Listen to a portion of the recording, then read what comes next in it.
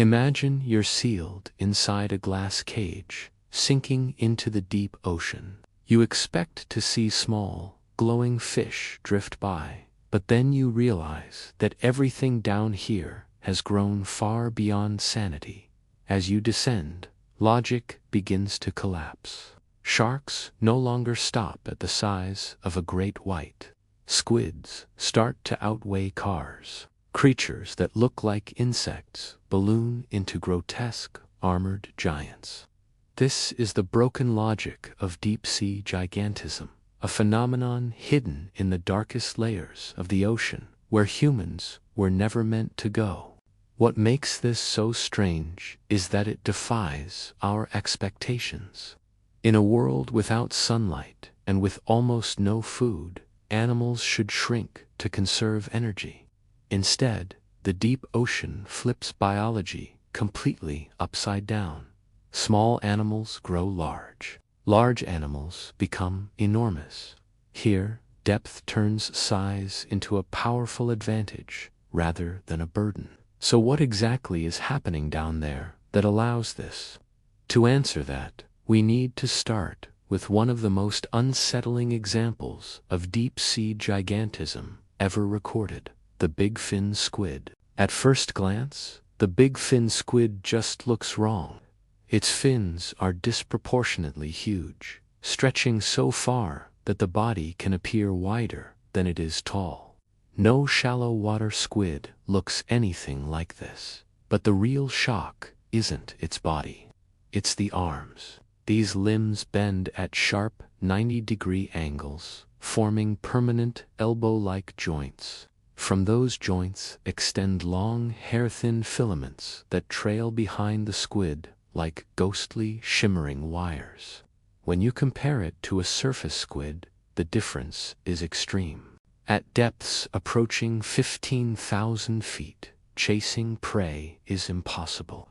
Food is incredibly scarce, and any movement burns precious energy you simply cannot replace. The bigfin squid solved this problem by abandoning hunting entirely. Instead, it became a living trap. It just drifts, motionless, suspending its nearly invisible filaments through the water like an enormous, silent tripwire net. Anything that touches those lines becomes potential food, and the squid expends almost no effort just waiting for a meal to come to it. Despite its unsettling appearance, the bigfin squid isn't aggressive. Most of its impressive size comes from those long, delicate arms, which have almost no muscle. There is no evidence at all that it poses any danger to humans. Strangely, nearly every bigfin squid ever observed appears to be a juvenile. If these young individuals can already stretch over 20 feet across, the true size of full-grown adults remains completely unknown. But if gigantism only existed to create floating nets, then every deep-sea animal would look like a tangled string, and they don't. Gigantism isn't a single trick, it's a desperate response to starvation. Some animals grew massive frames instead of long, delicate limbs.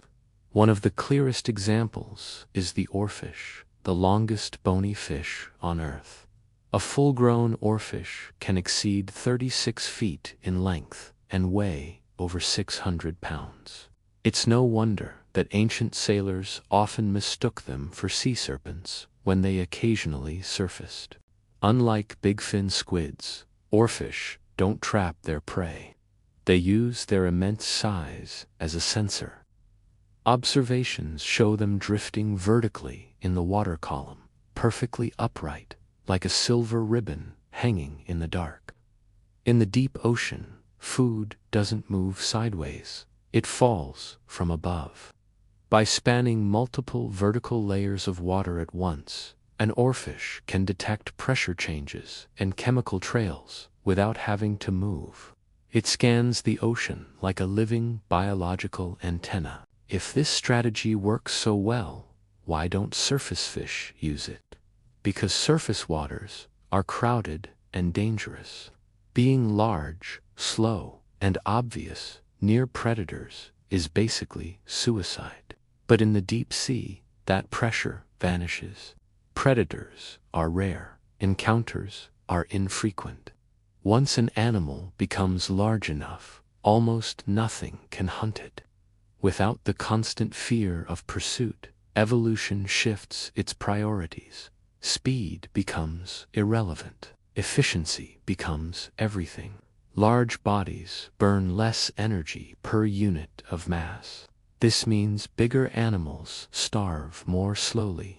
They become living energy banks, built for the long haul. Their hearts beat slower. Their muscles rest for long periods. They can survive for months without a single meal. Gigantism becomes a powerful strategy for endurance. But not all giants are passive. The giant squid proves this in the most dramatic way possible. Reaching lengths of 45 feet and weighing nearly half a ton, the giant squid is a weapon. Its eyes are the largest on Earth, the size of dinner plates, designed to catch the faintest glimmers of light in total darkness. It uses long, powerful feeding tentacles, armed with serrated suckers, to seize its prey. Once captured, victims are dragged into a sharp, grinding beak that's harder than bone. The reason for all this aggression is rivalry. Giant squids are hunted by sperm whales. These massive mammals will dive thousands of feet into the crushing darkness just to find them. The result is a biological arms race that has lasted for millions of years. The deep scars often found on the faces of sperm whales are clear evidence of the violent encounters that happen far below the reach of sunlight. This is gigantism driven by conflict, not just conservation.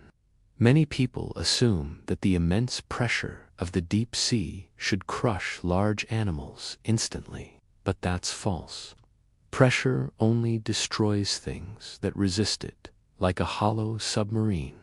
Deep-sea animals are mostly made of water and oil. Liquids don't compress. Their internal pressure naturally matches the external pressure, so they don't feel the squeeze. Water also removes gravity's biggest tax. On land, skeletons have to bear a constant, heavy load. But in water, buoyancy carries most of the weight. This allows soft-bodied giants to exist with minimal structural cost. Some hard-bodied animals still achieve gigantism, though. The giant isopod is a prime example. Compared to the pillbugs you see on land, which are their distant relatives, giant isopods are absolutely massive. Proportionally, their size increase is even greater than that of the giant squid. Japanese spider crabs show a similar, incredible scaling. But unlike the soft-bodied giants, these armored creatures can actually survive the pressure at the surface. So why did they only grow so large in the deep? Because of how food arrives. It's a world of feast or famine. A single whale carcass falling to the seafloor, a whale fall, can feed an entire ecosystem of scavengers for decades. To survive the long periods between these massive feasts, their bodies must be able to store enormous energy reserves. The cold temperatures of the deep also slow down their metabolism, which extends their lifespan and allows them to just keep growing year after year. Time becomes the final, crucial factor. The Greenland shark demonstrates this perfectly. Growing barely a few centimeters per year, it reaches its massive size simply by living for centuries. Some individuals alive today were born before the start of modern industry. However, gigantism doesn't apply to everything. Most deep-sea animals actually remain quite small.